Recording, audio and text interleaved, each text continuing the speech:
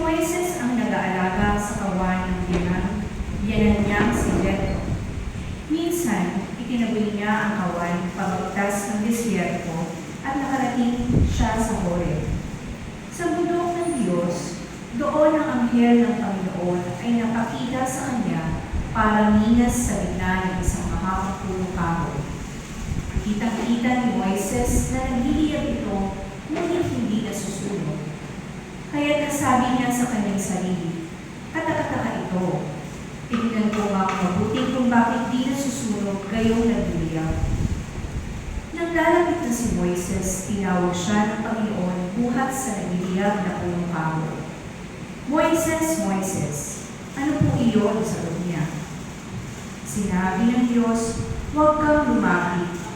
Hubarin mo ang iyong sandalyas sapagkat banal na dako ang